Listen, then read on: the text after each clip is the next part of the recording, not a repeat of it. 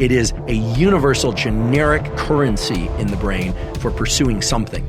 Food when you're hungry, a mate when you want one. I hate to break it to you, the serotonin in your gut is not responsible for your feelings of love and attachment. Neural circuit that's very important for establishing bonds is one associated with positive delusions.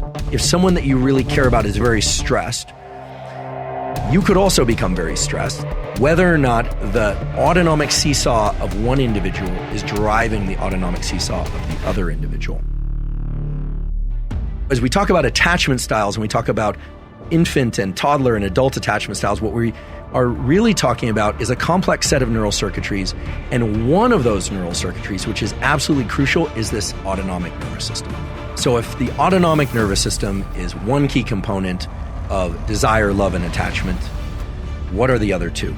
The dopamine system in the brain is associated with desire, love, and attachment, and mainly with desire, although to some extent love. Dopamine is a neurochemical sometimes associated with reward.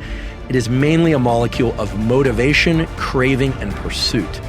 And that pursuit that relates to dopamine is not unique to attachment or love or sex or mating, etc. It is a universal generic currency in the brain for pursuing something.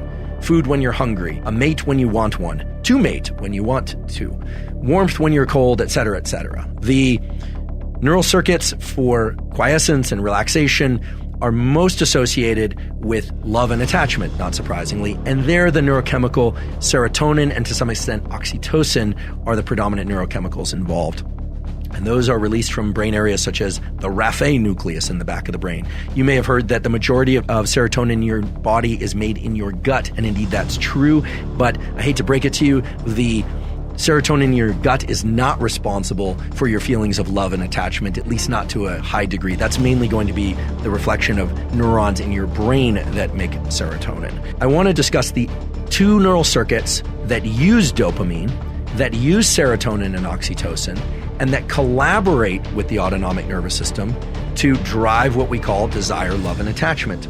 And the three circuits are autonomic nervous system. Then there's the nervous system components or the neural circuits for empathy, for being able to see and respond to and indeed match the emotional tone or the autonomic tone of another.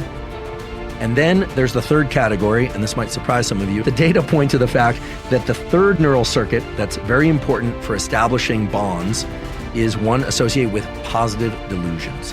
Often when we hear empathy, we think, oh, empathy is really about listening to and really understanding what somebody else is feeling, maybe even feeling what they're feeling.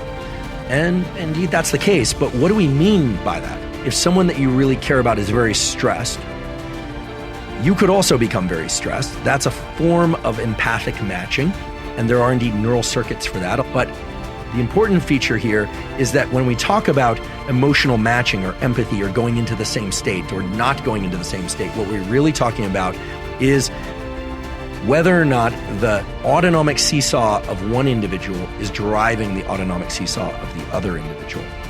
And this is a vital principle for how we fall in love and form attachments, and it's actually part of the desire and mating process itself.